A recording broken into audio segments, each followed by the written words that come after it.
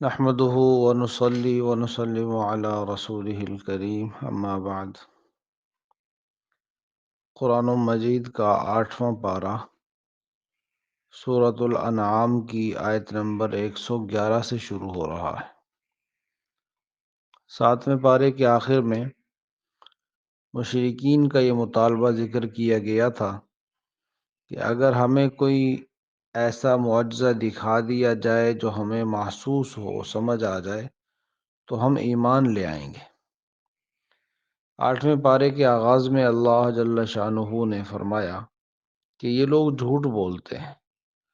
اگر ان کو اس طرح کے معجزات بھی دکھا دیے جائیں، یعنی حسی معجزات، یہاں تک کہ قبروں سے مردے زندہ ہو کر ان سے باتیں کریں، تب بھی یہ ایمان لانے والے نہیں ہیں۔ لہذا رسول کریم صلی اللہ علیہ وسلم کو تسلی دی گئی ہے کہ آپ ان کی مخالفت، استہزاء اور انکار سے پریشان نہ ہوں۔ ہر نبی کے ساتھ انسانوں اور جنات، شیاطین نے ہمیشہ یہی رویہ اختیار کیا ہے۔ باقی آپ کی نبوت کا ثابت ہونا، اس کے لیے ان کے مطلوبہ معجزات اور ان کی فرمائشوں کو پورا کرنا ضروری نہیں ہے۔ اللہ جل شانہ نے آپ کو بہت سے معجزات سے نوازا ہے، اور سب سے بڑا معجزہ تو خود قرآن مجید ہے۔ تو اگر یہ ایمان لانے والے ہوتے تو ان کے لیے یہ نشانیاں کافی تھیں۔ اس کے بعد فرمایا، آپ اگر اکثر لوگوں کی پیروی کریں گے اور بات مانیں گے تو وہ آپ کو گمراہی کے راستے پر ہی ڈالیں گے۔ وَإِن تُطِعْ أَكْثَرَ مَنْ فِي الْأَرْضِ يُضِلُّوكَ عَنْ سَبِيلِ اللَّهِ، اللہ کے راستے سے آپ کو دور کر دیں گے، بھٹکا دیں گے۔ إِن يَتَّبِعُونَ إِلَّا الظَّنَّ، کیونکہ اکثر لوگ اندازے اور گمان کی پیروی کرتے ہیں۔ وَإِنْ هُمْ إِلَّا يَخْرُصُونَ، وہ صرف اٹکل ہی لگاتے ہیں۔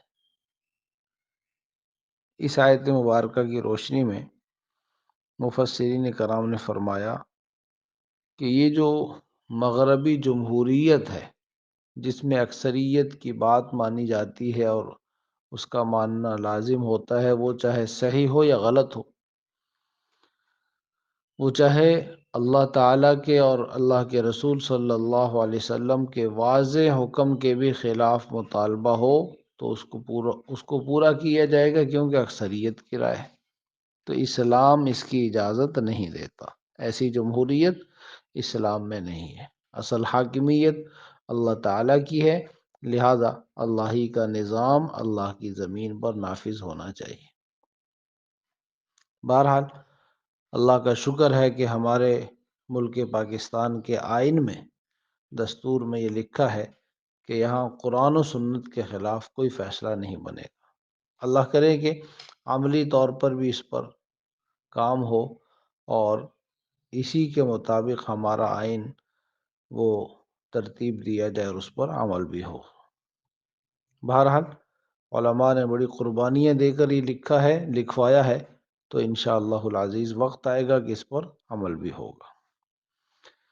اس کے بعد اللہ جل شانہ نے یہاں 8ویں پارے میں ایک بات یہ فرمائی کہ مومن کی مثال اس شخص کی طرح ہے جو زندہ ہے اور اسے ہم نے نور عطا کیا۔ کافر کی مثال اس شخص کی طرح ہے جو مردہ ہے اور اندھیروں میں پھنسا ہوا ہے۔ تو ایمان والے کے پاس ایمان کا نور یہ بڑی نعمت ہے۔ اس کے بعد فرمایا کہ ایمان اور ہدایت یہ صرف اللہ کے ہاتھ میں ہے، وہ جسے چاہتا ہے اسے نوازتا ہے۔ پھر دوسری جگہ سمجھایا گیا کہ اللہ کریم کسے ہدایت عطا فرماتے ہیں، جس کے اندر طلب ہوتی ہے، جس چاہت ہوتی ہے، تلاش میں ہوتا ہے مجھے سیدھا راستہ ملے، اللہ کریم اس کے لیے ضرور اسباب بنا دیتے ہیں۔ فرمایا کہ ہدایت یافتہ اور گمراہ جو فرقے ہیں، جماعتیں ہیں، ان کے ذکر کے بعد فرمایا اللہ تعالیٰ ان سب کو قیامت کے دن جمع فرمائیں گے، پھر ہر ایک کو اس کے اعمال کے مطابق جزا یا سزا سنائی جائے گی۔ اس کے بعد مشرکین مکہ کی مختلف حماقتوں کے یا ان کے غلط نظریات کو یہاں ذکر کر کے اس کی تردید کی گئی ہے۔ مثلا زمین سے حاصل ہونے والے غلے اور جانوروں میں سے وہ اللہ کا حصہ الگ کر لیتے تھے اور اپنے بتوں کا حصہ الگ کر لیتے تھے، پھر جو ان کے بتوں کا حصہ ہوتا اسے تو اللہ کے حصے میں نہیں ڈالتے تھے، لیکن جب کبھی پیداوار کم ہوتی تو اللہ کا جو حصہ ہوتا تھا اسے اپنے بتوں کے حصے میں ڈال دیا کرتے تھے۔ ان کا دوسرا اسی طرح کا عقیدہ بیان کیا گیا کہ وہ اپنی بیٹیوں کو فقر، تنگ دستی کی وجہ سے یا معاشرے میں شرم اور عار کی وجہ سے قتل کر دیا کرتے تھے، جو کہ انتہائی بڑا ظلم تھا اور اللہ تعالیٰ کو ناپسند ہے۔ پھر ان کی ایک حماقت یا ان کا غلط نظریہ یہ بیان کیا گیا کہ جانور کے پیٹ میں جو بچہ ہے اس کے بارے میں طے کر لیتے تھے کہ یہ مردوں کے لیے ہے یا عورتوں کے لیے، لہذا اسے عورتیں نہیں کھا سکیں گی یا اس سے فائدہ نہیں اٹھا سکیں گی۔ تو اس طرح وہ خود مختلف چیزوں کو مردوں یا عورتوں کے لیے یا اپنے لیے حلال حرام بنا دیتے تھے۔ تو اللہ تعالیٰ نے یہاں سمجھایا ہے ساری کائنات کا مالک، خالق، ان سارے جانوروں کو، زمین سے نکلنے والی چیزوں کو پیدا کرنے والا اللہ ہے، اس لیے وہی اس کا اختیار رکھتا ہے کہ کسی چیز کو حلال بتائے یا حرام۔ مشرکین کے غلط عقائد اور نظریات کی تردید کے بعد اللہ جل شانہ نے ایسی وصیتیں فرمائی ہیں جن پر ساری آسمانی شریعتیں متفق رہی ہیں۔ ہر دین میں، آسمانی مذہب میں اس پر عمل کرنے کا حکم دیا گیا ہے۔ ان میں پہلی وصیت کہ صرف اللہ کی عبادت کی جائے، اس کے ساتھ کسی کو بھی شریک نہ بنایا جائے۔ نمبر 2، والدین کے ساتھ اچھا سلوک کیا جائے، انہیں اپنی زبان اور اپنے عمل سے کوئی تکلیف نہ دی جائے۔ تیسری بات، اولاد کو تنگ دستی اور غربت کے ڈر سے قتل نہ کیا جائے۔ آج کل بھی یہ ذہن، یہ نظریہ موجود ہے کہ بچے زیادہ ہوں گے تو کہاں سے کھائیں گے، کیسے پلیں گے، آبادی زیادہ ہو گئی تو کیسے ان کی ضرورتیں پوری ہوں گی، لہٰذا اس کو کم کیا جائے۔ تو یہ سوچ کفریہ ہے، اللہ تعالیٰ کو پسند نہیں ہے۔ اللہ تعالیٰ خالق ہیں، وہ جو انسان کو دنیا میں بھیجتے ہیں تو اس کے آنے سے پہلے اس کی روزی کا فیصلہ اور انتظام فرما دیتے ہیں۔ تو اللہ تعالیٰ نے 2 جگہ اس بات کا ذکر فرمایا اور سمجھایا کہ جو رب تمہیں کھلا رہا ہے وہ ان کو بھی کھلائے گا، جیسے تمہیں کھلا رہا ہے ان کو بھی کھلائے گا، بلکہ یہ فرمایا کہ ان کی برکت سے تمہیں بھی عطا کرے گا۔ بہرحال چوتھی وصیت یہ فرمائی کہ ہر قسم کی بے حیائی اور برائی کے کاموں سے بچو، وہ چاہے خفیہ ہو یا اعلانیہ ہو، زنا کے قریب بھی نہ جاؤ۔ 5ویں وصیت یہ فرمائی کہ کسی انسان کو ناحق قتل کرنا یہ بہت بڑا گناہ اور حرام ہے۔ نمبر 6، یتیم کے مال میں ناجائز تصرف نہ کیا جائے، ظلماً یتیم کا مال نہ کھایا جائے۔ نمبر 7، ناپ تول میں کمی نہ ہو، پورا پورا تول کر دو، ناپ کر دو، کسی کے ساتھ دھوکہ نہ کرو۔ نمبر 8، سارے انسانوں کے درمیان عدل و انصاف کو قائم رکھا جائے، خواہ وہ اپنا قریبی دوست ہو، عزیز ہو یا دشمن ہو، فیصلہ کرتے ہوئے انصاف۔ نمبر 9، اللہ کے عہد کو پورا کرو۔ اللہ تعالیٰ سے ہم نے جو وعدے کیے، کلمہ پڑھ کے، ایمان قبول کر کے، تو اس کے تقاضوں کو پورا کیا جائے۔ نمبر 10، صراط مستقیم ہی کی اتباع کی جائے، مختلف راستوں پر چلنے سے بچا جائے، یعنی اسلام۔ اور اسلام کیا ہے؟ قرآن اور سنت، صحابہ کرام کا عمل، بس اس کو دیکھ کر زندگی گزاری جائے اور چیزوں سے بچا جائے۔ یہ وصیتیں بیان کرنے کے بعد اللہ جل شانہ نے نبی پاک صلی اللہ علیہ وسلم کو حکم فرمایا، آپ یہ اعلان فرما دیجیے کہ مجھے اللہ نے دین حق کی ہدایت دی ہے۔ یہی حضرت ابراہیم علیہ السلام، جو کہ انبیاء کرام علیہ السلام کے جد امجد ہیں، ہزاروں نبی ان کی اولاد میں پیدا ہوئے ہیں، ان کا دین بھی یہی تھا۔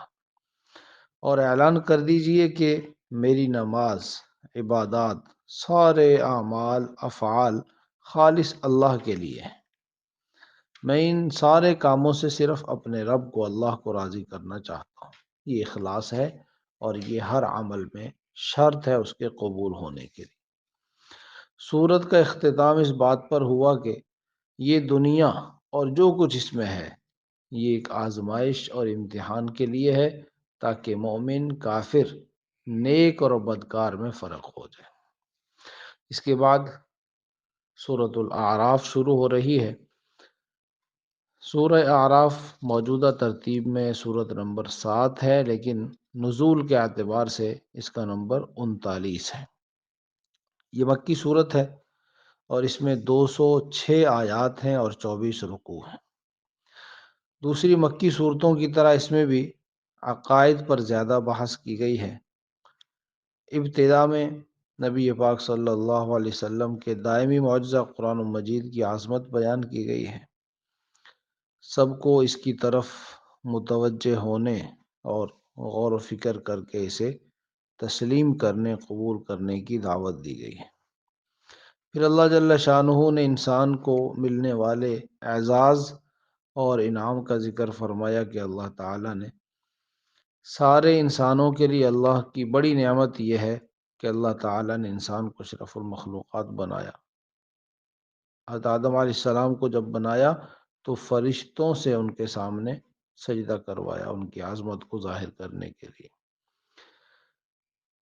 اس کے بعد سورہ اعراف میں اللہ تعالیٰ نے مسلسل 4 مرتبہ یا بنی آدم، اے آدم کی اولاد، اے انسان،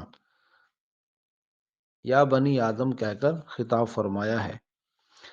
اور یہ صرف اسی صورت میں یہ انداز ہے، سورہ اعراف۔ غور کیجئے کہ ان چاروں چیزوں پر پہلی مرتبہ فرمایا، اے بنی آدم، ہم نے تمہارے لیے لباس اتارا ہے جو تمہارے ستر کو بھی چھپاتا ہے اور زینت کا بھی ذریعہ ہے، اور تقوی کا لباس سب سے بہتر ہے۔ دوسری مرتبہ فرمایا، اے بنی آدم، کہیں شیطان تم کو بہکا نہ دے، جیسے اس نے تمہارے ماں باپ کو جنت سے نکلوا دیا تھا، ان کے لباس اتروا دیے تاکہ انہیں ان کا ستر دکھا دے۔ تو ابلیس، شیطان کے اس جال سے، بے حیائی سے بچنے کی تلقین ہے۔ تیسری بات فرمائی، اے بنی آدم، اپنی زینت کا لباس لے لو ہر نماز کے وقت، یعنی نماز کے وقت میں پورا لباس ہونا چاہیے اور اچھا لباس ہو، اور کھاؤ اور پیو، لیکن حد سے نہ نکلو، فضول خرچی نہ کرو۔ بے شک اللہ اسراف کرنے والوں کو، فضول خرچی کرنے والوں کو، حد سے تجاوز کرنے والوں کو پسند نہیں کرتا۔ چوتھی مرتبہ فرمایا، اے بنی آدم، اگر تمہارے پاس تمہیں میں سے رسول آئیں جو تم کو میری آیات سنائیں، تو جو تقوی اختیار کر لیں گے اور اپنی اصلاح کر لیں گے، ایسوں پر نہ کوئی خوف ہوگا، نہ وہ غمگین ہوں گے۔ موت کے وقت، قبر سے اٹھائے جانے کے وقت، میدان حشر میں، اور ہر منزل پر آخرت میں انہیں کوئی غم، خوف نہیں ہوگا۔ غور کیجئے گا کہ اللہ جل شانہ جو کہ انسان کے خالق ہیں کس انداز سے انسان کو آگاہ فرما رہے ہیں شیطان کی چالوں سے، اس کے جالوں سے بچنے کی تدبیر اس کو سمجھا رہے ہیں۔ ساتھ یہاں یہ بھی سمجھایا ہے کہ شیطان انسان کو دیکھتا ہے لیکن انسان ان جنات کو نہیں دیکھ سکتا، تو ان سے بچنے کا طریقہ یہ ہے کہ یہ اس رب کو پکارے، اللہ سے اپنا تعلق جوڑے رکھے جو کہ ہر چیز کو دیکھتا ہے اور شیطان بھی اس سے ڈرتا ہے۔ لہذا ہر عمل کی مصنون دعا پڑھنا یہ حفاظت کا ذریعہ ہے، اور ہر حال میں اللہ کا دھیان کہ اللہ مجھے دیکھ رہا ہے یہ انسان کو برائی سے بچاتا ہے۔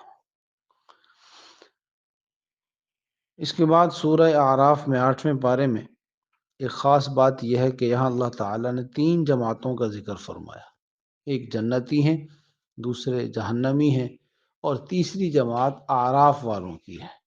اعراف جنت اور جہنم کے درمیان ایک جگہ ہے جہاں اللہ تعالیٰ کچھ وقت کے لیے ان لوگوں کو ٹھہرائیں گے جن کی نیکیاں اور گناہ برابر ہو جائیں گے، اس کے بعد پھر ان کو بالآخر جنت میں بھیج دیا جائے گا، چونکہ اللہ کی رحمت بہرحال اللہ کے غضب پر غالب ہے۔ تو یہاں تینوں کا ذکر، ان کی باتیں ذکر فرمائی ہیں کہ وہ قیامت کے دن کس طرح پکاریں گے۔ جنت والے جہنم والوں سے پوچھیں گے اللہ نے ہم سے جو وعدہ کیا تھا وہ پورا ہوا کیا تمہارے ساتھ بھی؟ تو وہ بھی کہیں گے ہاں، جو جو بتایا گیا تھا کہ ان اعمال پر ایسا ایسا انعام ملے گا یا سزا ملے گی ویسا ہی ہوا ہے۔ جہنمی لوگ جنت والوں کو پکاریں گے کہ ہمیں بھی کچھ نعمت ہے، یہاں سے کم از کم پانی ہی عطا کر دیا جائے، تو وہ کہیں گے کہ یہ تمہارے لیے حرام ہے۔ اعراف والے جنت اور جہنم دونوں کو دیکھیں گے تو تمنا کریں گے ہمیں بھی جنت میں بھیج دیا جائے۔ تو بہرحال اس انداز سے بات سمجھائی گئی ہے گویا کہ یہ سب کچھ آنکھوں کے سامنے ہے، اور حقیقت یہی ہے کہ اللہ تعالیٰ نے اور اللہ کے سچے نبی امام الانبیاء خاتم النبیین صلی اللہ علیہ وسلم نے جو فرما دیا وہ اتنا ہی بلکہ اس سے بھی زیادہ یقینی ہے جیسے انسان دیکھ کر کسی بات پر یقین کرتا ہے۔ اس کے بعد سورہ اعراف کا جو حصہ یہاں 8ویں پارے میں ہے، اس میں اللہ تعالیٰ نے اپنی قدرت کی نشانی بھی بیان فرمائی ہیں، اپنے عرش کی وسعت، آسمان و زمین، اور پھر بارش اور زمین سے نکلنے والی چیزیں، پھر ان کے اندر جو اللہ تعالیٰ نے رنگا رنگ کے فرق رکھے ہیں ان کا ذکر فرمایا ہے۔ پھر سورج، چاند اور ستاروں کی تخلیق کا بھی ذکر ہے،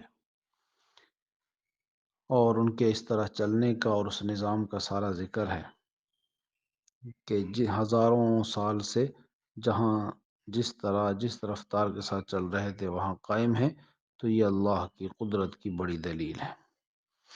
اس کے بعد مختلف انبیاء کرام علیہ السلام کا ذکر ہے، حضرت نوح علیہ السلام، ہود، صالح، لوط، شعیب، یہاں اس بارے میں ذکر ہے، علیہ السلام ان کا ذکر ہے، اور ان کے واقعات کو بیان فرما کر جو باتیں بار بار سمجھائی گئیں ان میں ایک تو یہ ہے کہ نبی پاک صلی اللہ علیہ وسلم اور مسلمانوں کو تسلی دی گئی ہے کہ یہ پہلی قوموں نے بھی اس طرح کی حرکتیں کی ہیں، لیکن بہرحال ایمان والے ہی غالب ہوئے ہیں، کامیاب ہوئے ہیں، اللہ کے عذاب سے محفوظ رہے۔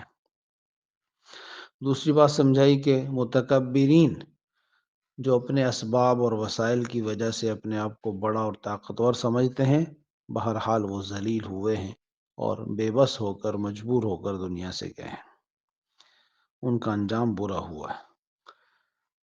اور اس بات پر تنبیہ کی گئی ہے کہ اللہ کے ہاں دیر تو ہے اندھیر نہیں۔ کیا مطلب؟ کہ اللہ تعالیٰ نافرمان اور ظالم لوگوں کو ڈھیل تو دیتے ہیں، مہلت دیتے ہیں، لیکن بہرحال اللہ کی طرف سے فیصلہ ہوتا ہے، پکڑ آتی ہے۔ اور چوتھی بات، نبی پاک صلی اللہ علیہ وسلم کی نبوت کی یہ دلیل ہے کہ آپ نے اس طرح کے تاریخی واقعات کو اس طرح باریکی اور تفصیل کے ساتھ بیان کیا ہے، حالانکہ آپ نے نہ کسی کتاب میں پڑھا، نہ کسی سے سنا ہے۔ یہ آپ کے سچا نبی ہونے کی دلیل ہے۔ اور آخری بات یہ سمجھائی گئی کہ تاریخی واقعات جو قرآن کریم میں بیان کیے گئے ہیں، ان کا مقصد صرف تاریخ بیان کرنا نہیں بلکہ عبرت اور نصیحت ہے۔ لہٰذا جب بھی ان واقعات کو پڑھیں، سنیں یا ان علاقوں میں گزریں تو وہاں عبرت کی نظر سے ان کو دیکھیں، سوچیں اور ان برائیوں سے، ان گناہوں سے بچیں جن کی وجہ سے وہ قومیں تباہ ہوئی۔ اللہ رب العزت سے دعا ہے اللہ کریم ہمیں صحیح سمجھ عمل کی توفیق عطا فرمائے۔